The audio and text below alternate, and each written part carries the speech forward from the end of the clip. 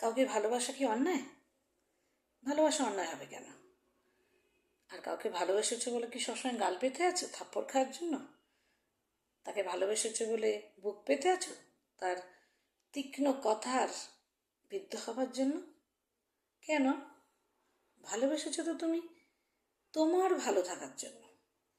যদি ভালো থাকতে নাই পারো, আর সে যদি তোমাকে তোমার ভালোবাসাটা নাই দিতে পারে, সরে যাও, সে জায়গাতে সরে যাও, একদম সরে যাও, বদলে যাও, একদম নিজেকে বদলে ফেলো, এমনভাবে বদলে ফেলো সে যেন তোমাকে চিনতে না পারে।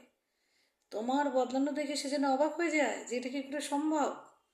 নিজেকে তৈরি করো, নিজেকে উপযুক্ত তৈরি করো, এমন জায়গায় নিজেকে পৌঁছে যাও, নিজেকে নিয়ে যাও যে সে যেন অবাক হয়ে তোমাকে দেখে যে এটা কী করে হলো। এটাই তো সবচেয়ে বড় বদলা হয়। ভালোবাসলে সে যদি তোমাকে আঘাত দেয়, তোমাকে প্রতিনিয়ত কথায় বিদ্ধ করে, তাহলে তুমি নিজেকে তৈরি করো, বদলে ফেলো সব কিছু, এমনভাবে তৈরি করো নিজেকে যে সে যেন তোমাকে দেখে অবাক হয়ে যায়, আর তুমিও তোমাকে দেখে অবাক হয়ে যাও। আর সবচেয়ে বড় কথা, নিজেকে ভালোবাসো। নিজেকে না ভালোবাসলে কিছুতেই তুমি নিজেকে বদলাতে পারবে না।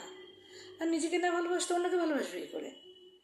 আর ভালোবাসলে কিন্তু সবার আগে মনে রাখবে, সেই উল্টো দিকের মানুষটার কি যোগ্যতা আছে তোমাকে ভালোবাসার, সেইটা ভেবে কিন্তু সবসময় নিজেকে তৈরি করো। হয়তো আমি ভুল বললাম, হয়তো তোমার খারাপ লাগলো, হয়তো আমি একদমই ঠিক না, একদমই ভুল, তাও বলছি একটু অভিজ্ঞতা আছে তো। যদি কাউকে ভালোবাসো তাহলে নিজেকে তৈরি করে ভালোবেসো, আর অন্যের কাছে নিজের ভালোবাসার হাত পেতো না, এক্সপেকটেশন রেখো না। নিজেকে তৈরি করো, নিজেকে ভালোবাসো।